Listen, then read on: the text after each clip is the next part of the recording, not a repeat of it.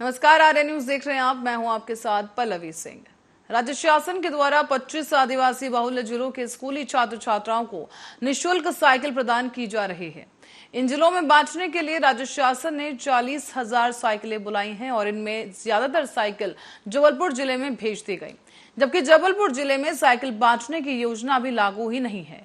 ऐसे में सैकड़ों की तादाद में साइकिल अब बंद गोदाम में धूल खा रही है। इन साइकिलों के वितरण में एक बड़ी लापरवाही यहां सामने आई और राज्य सरकार ने सप्लायर को साइकिल भेजने का ऑर्डर तो दे दिया, लेकिन उसे जिले के नाम नहीं बताए जहां साइकिल भेजनी थी। ऐसे में सप्लायर ने आधे से ज्यादा साइकिल जबलपुर जिले में ही उतार दी है। लंबा समय बीत जाने के बाद भी इन साइकिलों को उन जिलों तक नहीं भेजा गया जहां ये योजना लागू है और जबलपुर के योजना अधिकारी भोपाल में बैठे शिक्षा विभाग के आला अधिकारियों से लगातार निर्देश मांग रहे हैं, लेकिन अब तक कोई भी जवाब नहीं मिला है। अब राज्य शासन के अधिकारी और सप्लायर के बीच समन्वय स्थापित न होने की वजह से तमाम छात्र छात्राओं तक ये साइकिल नहीं पहुंच पा रही है। हालात ये हैं कि लंबे समय से धूल खा रही साइकिलें अब बदहाल स्थिति में पहुंच गई हैं। ये जो साइकिलें हैं ये अपने जो सप्लायर है उसकी गलती से अपने ज़िले में उतर गई हैं। साइकिलों का जो इस साल हमारे विभाग ने ऑर्डर दिया है वो ट्राइबल ज़िलों में, और ट्राइबल ज़िलों में भी उन ब्लॉकों के लिए है जहाँ ट्राइबल बहुल बच्चे पढ़ते हैं, वहाँ ये साइकिल वितरित होने थी। और ये 25 ज़िलों के लिए साइकिलें थीं। करीबन 40,000 साइकिलों का ऑर्डर था, जिसमें से अपने यहाँ 3 ब्लॉक, यहाँ अपने कुंडम, मझौली और जबलपुर में ये साइकिल उतर गई हैं। और शुरू में अनभिज्ञता की वजह से उन्होंने उनको असेंबल भी कर लिया है, कायदे से साइकिलें आगे जाना था। अब वो सप्लायर गत वर्ष सत्रों में भी साइकिल की सप्लाई करता रहा है, तो वो ये समझा सभी जगह जाना होगा, लेकिन शासन ने भी केवल 40,000 साइकिलों को ऑर्डर दिया है। और बुलंदशहर में डिलीवरी के दौरान एक प्रसूता की मौत हो गई और इससे परिजनों ने डॉक्टर पर लापरवाही का आरोप लगा दिया और जमकर हंगामा काटा। बता दें आपको कि परिजनों का यह आरोप है कि चौथी डिलीवरी के बावजूद डॉक्टर्स ने एक बड़ा ऑपरेशन कर दिया और ऑपरेशन के दौरान इस प्रसूता की मौत हो गई। मौत से गुस्साए लोगों ने हंगामा शुरू किया। थाना नरोरा के भागीरथी इनक्लेव में अलीगढ़ नर्सिंग होम का ये मामला है। तस्वीरों में देखा जा सकता है कि यहाँ पर तमाम जो लोग हैं वो इकट्ठा हुए हैं। पुलिस को बीच बचाव के लिए आना पड़ा और लोगों का आक्रोश शांत कराया गया।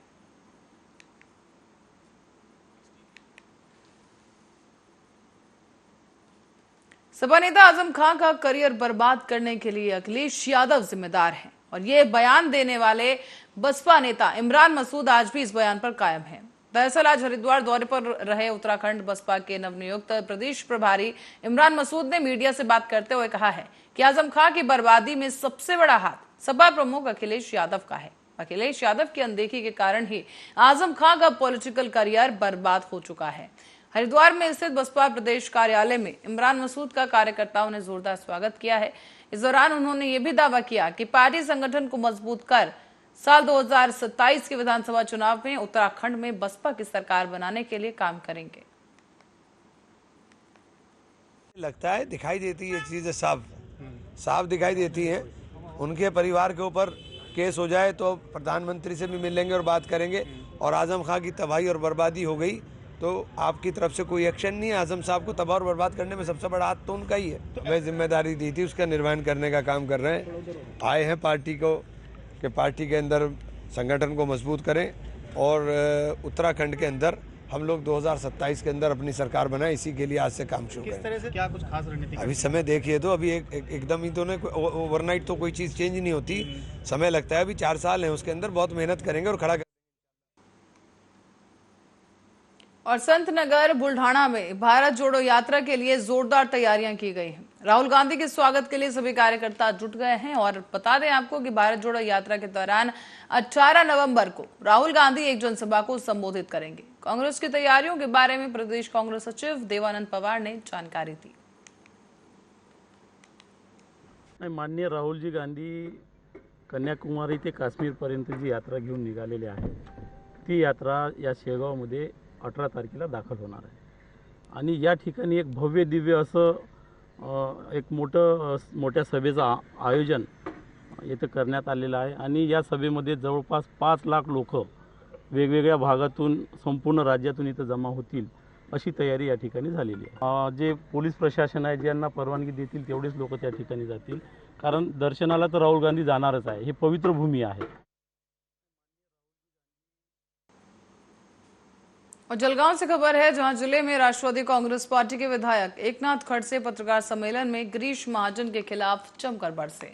आपको आइए दिखाते हैं कि पत्रकार सम्मेलन के दौरान क्या कुछ कहा गया। भ्रष्टाचार त्यांनी त्या ग्रामपंचायतच्या काय म्हणतात त्या कोणत्या शॉपिंग कॉम्प्लेक्सचे भ्रष्टाचार, तुमचे भ्रष्टाचाराने करोडो रुपयाचे भ्रष्टाचार आहे, पहिले त्यांच्या चौकशा करून जनतेसमोर या, मागे कशाला जाताय तुम्ही? कोट्यवधी रुपये नगरपालिका जामनेरमध्ये आणि त्या कोणत्या शॉपिंग कॉम्प्लेक्समध्ये गैरव्यवहार केल्याची तक्रार ते ॲडव्होकेट बाळू पाटलांनी केलेली आहे। ते चौकशी का थांबवली? ते चौकशी आताही थांबली, आता तुमच्याकडेच ते खातं आहे, त्यामुळे चौकशी होणारच नाही त्याची। तर आता भ्रष्टाचार करायचं, वरून हे करायचं, वरून लोकांना शिकवायचं अक्कल, हे बरोबर नाही आहे। तुम्ही दाखवा ना, नसेल ना आता बोलतो तर काढा, कोणी तर मान बनाई केली आहे, आतापर्यंत काय नाही काढला आता। और अमरावती जिले के ताजनगर इलाके में छापेमारी कर पुलिस ने 168 गौवंशों को मुक्त कराया है। भाजपा सांसद अनिल बोड़े ने बताया है कि इस कार्य की सराहना की उन्होंने, और साथ ही साथ कहा गया कि जिस गोडाउन से गौवंश मिले हैं उस गोडाउन पर बुलडोजर चला देना चाहिए। अमरावतीमध्ये काल ताजनगरला पोलिसांनी छापा टाकला आणि 168 गोवंश पकडलं गेलं। यामध्ये सगळ्यात जास्त गायी होत्या, 88 गायी, 55 वासरं आणि लहान लहान वासरं, आणि हे कत्तलीसाठी आणल्या गेलेले होते। एका गोडाऊनमध्ये कोंबून ठेवलं होतं, अर्धमेले झालेले होते। हा छापा टाकला, याच्याबद्दल अमरावती पोलिसाचं कमिशनर ऑफ पोलीस आरती सिंग यांचं मी निश्चित अभिनंदन करतो। परंतु मागच्या 2.5 वर्षामध्ये ही जनावरांची कत्तल सातत्यानं होत होती। आता पोलीस तेच आहे, फक्त गृहमंत्री बदलले आहे आणि त्यामुळं ही कारवाई झाली, ती निश्चितच स्वागतार्ह आहे। परंतु हे जनावरं आले कुठून, यांना अमरावती शहराच्या हद्दीमध्ये कसं येता आलं, यामध्ये कोण दोषी आहे, या जनावरांचा मूळ स्रोत या कल्याण के डोंबिवली इलाके में मुख्यमंत्री एकनाथ शिंदे ने कई रास्तों के निर्मित की शुरुआत की है। यहां पर मुख्यमंत्री के हाथों कई अहम कार्यों का शुभारंभ किया गया। साथ ही साथ इस अवसर पर मैं रिक्शे वाला मैं मुख्यमंत्री के बैनर लगाकर मुख्यमंत्री का जोरदार स्वागत किया गया है।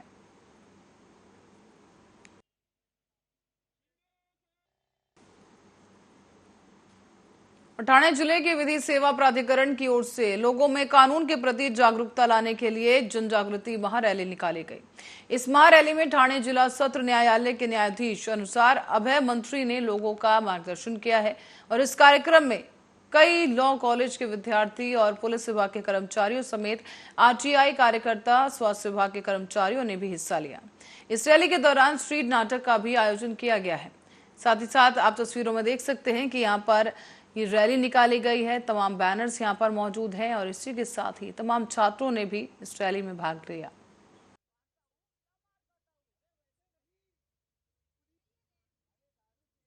हे ॲक्च्युली राष्ट्रीय विधी सेवा प्राधिकरण दिल्ली यांनी कायदेविषयक जनजागृती व्हावी ह्या दृष्टिकोनातून एक म्हणजे कॅम्पेन सुरू केलेले आहेत। त्याच्यात 2 कॅम्पेन आहेत। एक आहे कायदेविषयक कायद्यांची जनजागृती व्हावी, आणि दुसरा आहे हक हमारा भी तो आहे। हक हमारा भी तो आहे जेलमधल्या कैद्यांसाठी आहे, आणि ही जी आहे कायदेविषयक जनजागृती हे तळागाळात लोकांपर्यंत सर्व कायदे, त्याच्यानंतर उपाययोजना जे काही हे पोचले पाहिजे, हा मूळ उद्देश आहे। आणि त्याप्रमाणे ही रॅलीचं आयोजन केलेलं आहे। याच्यामध्ये लॉ कॉलेजेस आहेत, त्यांचा सहभाग मोठ्या प्रमाणात आहे। त्याचप्रमाणे पोलीस प्रशासन आहे, पोलीस प्रशासनाचे वेगवेगळे विंग्ज आहेत, सायबर सेल आहे, त्याचप्रमाणे ट्रॅफिक आहेत, म्हणजे सर्वच प्रभाग आणि प्रत्येक विभागांचे या ठिकाणी सहभाग आहे, जेणेकरून की प्रत्येक विभागाचे जे आज आम्ही येथे पॅन इंडिया अंतर्गत कार्यक्रमात नालसा व मालसाच्या डायरेक्शनप्रमाणे एक रॅली आयोजित केलेली आहे। आपल्याला माहिती आहे की दिनांक 31 पासून ह्या कार्यक्रमाचं आयोजन केलेलं आहे, व या कार्यक्रमाचा उद्देश आहे की जनजागृती करायची आहे, लोकांमध्ये कायद्याविषयक ज्ञानबाबत माहिती द्यायची आहे।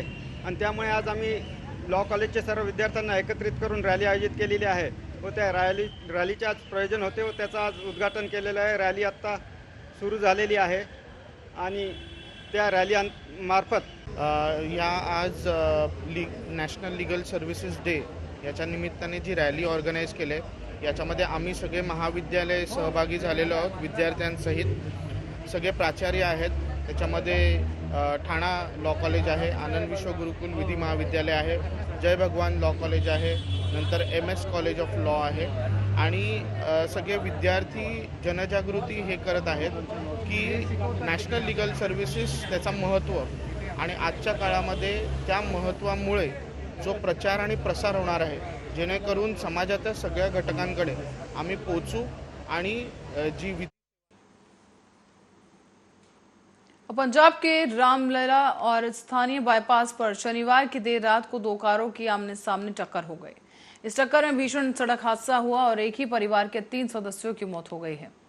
बता दें आपको कि इस हादसे में गंभीर रूप से घायल 4 अन्य लोगों को समराला के सरकारी अस्पताल में प्राथमिक उपचार से अलग अलग अस्पतालों में रेफर कर दिया गया है।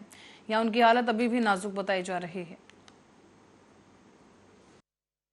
ਰਾਤ ਲੁਧਿਆਣਾ ਤੋਂ ਚੰਡੀਗੜ੍ਹ ਰੋਡ ਤੇ 2 ਕਾਰਾਂ ਦੇ ਵਿੱਚ ਐਕਸੀਡੈਂਟ ਹੋਇਆ। ਜੈਨ ਕਾਰ ਦੇ ਵਿੱਚ 5 ਵਿਅਕਤੀ ਜਾ ਰਹੇ ਸੀ, ਜਿਨ੍ਹਾਂ ਦੇ ਵਿੱਚੋਂ 3 ਦੀ ਡੈਥ ਹੋ ਗਈ ਹੈ। ਚਰਨਜੀਤ ਕੌਰ, ਰਮਨਜੀਤ ਕੌਰ ਤੇ ਸਰਬਜੀਤ ਸਿੰਘ। ਇਹ ਜਿਹੜੇ ਇੱਕੋ ਹੀ ਪਰਿਵਾਰ ਦੇ ਮੈਂਬਰ ਸੀ। ਨਾਲ ਇਹਨਾਂ ਦੇ ਇੱਕ ਬੱਚੀ ਤੇ ਇੱਕ ਮੁੰਡਾ ਹੋਰ ਸੀ। ਉਹ ਦੋਨੇ ਜ਼ਖਮੀ ਹੋ ਗਏ। ਇੰਦਰਾ ਕਲੋਨੀ ਮਾਛੀਵਾੜਾ ਦੇ ਰਹਿਣ ਵਾਲੇ ਨੇ। दूसरे बन्ने जी वरना कार वजी आके फरीदकोट तो आ रही सी। फरीदकोट का मुंडा चला रहा सी, नाल उनके भी 3 जने होर सी। उन्होंने भी सट्टां लगियां ने। इंजर्ड सारे जड़े ने हॉस्पिटल दे विच दाखिल ने ट्रीटमेंट के लिए।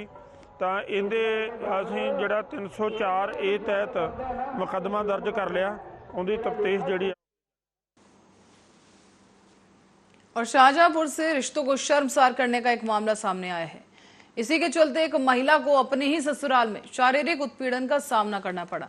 बता दें आपको कि आरोप है कि 3 तलाक देने के बाद बीवी का हलाला कराने के लिए इस पति ने अपने ही भाई के साथ निकाह कराया।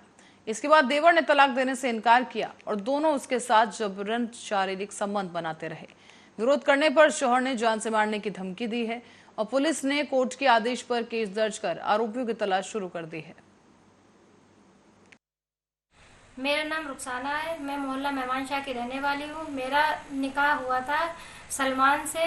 वो वहाँ के फरीदपुर गांव उनका है नवादा वन। मेरी शादी हुई थी अच्छी खासी। इसमें खर्चा हुआ था दहेज का 10-12 लाख के हिसाब। बुलेट गाड़ी दी गई थी।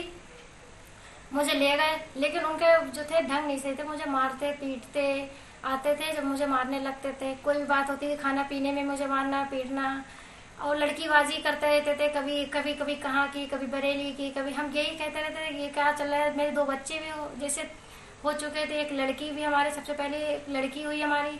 हम उसके लिए कहते थे हमारी लड़की से देख के चलो, नहीं उसके बावजूद भी वो गलत चलता था। गलत जब हम उससे ये बात कहते थे कि तुम कैसे चलते हो, लड़की है, फिर वो मुझे। और धर्मनगरी हरिद्वार से खबर है, जहां डेंगू का प्रकोप लगातार बढ़ता जा रहा है। अभी तक जिले में डेंगू से पीड़ित लोगों का आंकड़ा 213 पहुंच गया है। बावजूद इसके स्वास्थ्य विभाग डेंगू पर लगाम लगाने में नाकामयाब साबित हुआ, खासकर ग्रामीण इलाकों में जहां डेंगू के पीड़ित लोगों की मौतें हो रही हैं। लक्सर तहसील के बसेड़ी खादर में सैकड़ों लोग डेंगू से पीड़ित हैं और गाँव के 4 लोगों ने हाल ही में अपनी जान गंवाई। बताया जा रहा है कि हरिद्वार के जिलाधिकारी विनय शंकर पांडे ने दावा किया है जल्द से जल्द स्थिति नियंत्रण में आ जाएगी। साथ ही उन्होंने ये भी बताया कि हरिद्वार में ग्रामीण क्षेत्रों में डेंगू के ज्यादा मामले सामने आ रहे हैं और डेंगू प्रभावित इलाकों में लगातार फॉगिंग कराई जा रही है। नियमित कैंप लगाकर मरीजों की जांच की जा रही है। इसी के साथ ही सभी ग्राम प्रधानों को निर्देशित किया गया है कि गांव में फॉगिंग कराने के लिए पास के निकायों की मदद ली जाए। नहीं, देखिए ऐसा नहीं है। मैं डेली का फिगर देख रहा हूँ। हरिद्वार में 213 केसेस रिपोर्ट हुए थे और सबसे बड़ी बात यह है कि 2-3 क्लस्टर्स ग्रामीण क्षेत्रों में निकल कर आए और जहाँ पर भी हम लोगों को इसकी जानकारी मिली वहाँ पर मेडिकल कैंप लगाए गए। सभी लोगों का सामूहिक ब्लड टेस्ट किया गया। साथ ही साथ हमारे जो नवनिर्वाचित ग्राम प्रधान हैं उनको भी बड़े स्पष्ट निर्देश दिए गए हैं कि आपको अगर कोई ज़रूरत हो तो नज़दीक के स्थानीय निकाय से भी आप संपर्क करके वहाँ पर कीटनाशकों का छिड़काव जहाँ पर पानी रुके हैं वहाँ साफ़ सफाई व्यवस्था करें। इन सब का हम लोग प्रयास कर रहे हैं और लोगों का इलाज भी बेहतर ढंग से करने का प्रयास किया जा रहा। हम लोग एक्सपेक्ट कर रहे हैं कि चूँकि मौसम अब काफ़ी ज़्यादा टेम्परेचर इसका डाउन हो रहा है, तो अगले 3-4 दिनों के बाद शायद अब केसेस। अब वो कहते हैं ना कि जहां चाह वहां रहा। इसी कहावत को सच साबित किया है काशी की इन 2 बेटियों ने, जिनकी चाय की ये दुकान बेहद ही मशहूर हो गई है। यहाँ एक चाय की प्याली दिन भर की थकान को दूर कर सकती है। और आपको बता दें कि ये चाय कोई भी पी सकता है, यहाँ तक कि डायबिटीज के मरीजों के लिए भी ये चाय नुकसानदेह नहीं है। देखिए ये रिपोर्ट।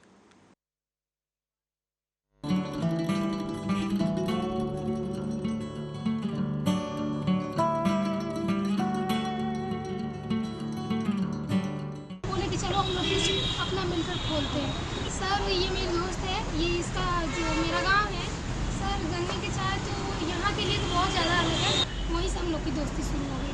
फिर ये जॉब करने गई, इसको वहाँ पर अच्छा रिस्पांस नहीं मिला, बढ़ रहा है, इसको और आगे निकले।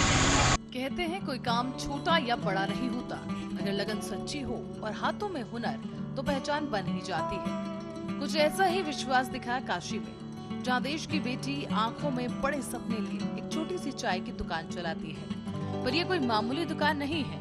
यहाँ आने वाले लोग चाय की चुस्की लेने खिंचे चले आते हैं। दरअसल अलग अलग क्षेत्रों की रहने वाली बेटियों ने ऐसा कारनामा कर दिखाया है, जिससे महिला सशक्तिकरण का एक मजबूत उदाहरण देखने को मिला। काशी सिर्फ धर्म, संस्कृति, सभ्यता और पर्यटन के लिए ही नहीं, बल्कि महिला सशक्तिकरण के लिए भी जानी जाती है। काशी अगर बाबा विश्वनाथ की नगरी है, तो माँ अन्नपूर्णा की भी नगरी है।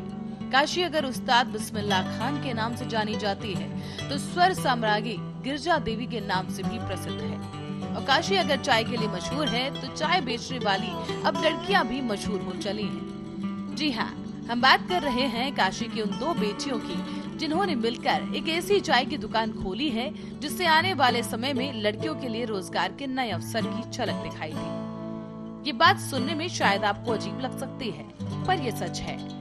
आपने चाय की दुकानों पर लड़कों को चाय बनाते या काम करते जरूर देखा होगा, लेकिन इस दुकान पर, इस आधुनिक चाय की दुकान में 2 लड़कियों ने मिलकर इसे अपने हुनर से संवारा है और चाय को नाम दिया है ओए चाय वाली। इसका मतलब आप खुद ही इनकी जुबान से सुनकर हैरान हो जाएंगे। सर गन्ने की चाय तो यहाँ के लिए तो बहुत ज्यादा अलग है। तंदूरी चाय भी है सर, अभी हम लोग शुरू नहीं कराए है हमारे पास, लेकिन गन्ने की चाय यहाँ पे बहुत मतलब अलग है, डिमांड हो रही है। अच्छा, जब आप लोगों ने जब शुरुआत की तो कैसे आप लोगों ने एक दूसरे से, क्या पहले से परिचय थे आप लोगों, या कैसे परिचय हुआ, फिर कैसे आप लोगों ने एक साथ इसमें शुरू किए? सर ये मेरी दोस्त है, ये इसका जो मेरा गांव है, मेरे गांव के पास में इसकी मौसी का घर है, वहीं से हम लोग की दोस्ती शुरू हो गई। फिर ये जॉब करने गई, इसको वहाँ पर अच्छा रिस्पांस नहीं मिला, सर इसको अच्छा नहीं लगा। इस वजह से ये एक दिन बोले कि दीदी हमको कुछ अलग करना, अपना करना। हम बोले कि चलो हम लोग कुछ अपना मिलकर खोलते हैं। इसके फैमिली से सपोर्ट मिला, मेरे पेरेंट्स से सपोर्ट मिला, हम लोग को फाइनेंशियली सपोर्ट मिला। फिर हम लोग यहाँ आकर देकर अपनी दुकान का शुरू किया। आगे क्या कॉन्सेप्ट है ओए चाय वाली के नाम से, जो है इसकी कुछ फ्रेंचाइजियाँ भी आप लोग जारी करेंगी, कैसे क्या करेंगी, क्या? अगर ये आगे बढ़ रहा है, इसको और आगे बनारस में पहले खोले थे हम लोग, अगर इसको आगे मतलब इसका रिस्पांस अच्छा हुआ, इसको हम लोग आगे तक ले जाएं। और आपको इन बेटियों पर भी गर्व महसूस होगा। इस चाय की दुकान की एक अलग खासियत है, जो आपको पूरे बनारस में कहीं देखने को नहीं मिलेगी। यहाँ अलग फ्लेवर की चाय मिलती है और ये स्वास्थ्यवर्धक भी होती है। दरअसल यहाँ पर गन्ने की चाय दी जाती है, जो शुगर के मरीजों के लिए भी नुकसानदेह नहीं होगी। यही नहीं, बल्कि ये स्वाद आपको बार बार इस दुकान पर आने के लिए मजबूर कर देगा। अब चाय की बात आते ही स्नैक्स याद आ गए, है ना? तो बता दें कि यहाँ उसका भी इंतजाम है। चाय के अलावा इस दुकान पर आपको कुल्हड़ पिज्जा भी खाने को मिलेगा और फास्ट फूड पसंद करने वाले लोगों के लिए कुल्हड़ पिज्जा एक स्पेशल डिश साबित हो रहा है। लोग पहले से ही ऑर्डर देकर इसे तैयार करवा लेते हैं और दुकान पर आकर इसके स्वाद का लुत्फ उठाते हैं। News desk, Arya news.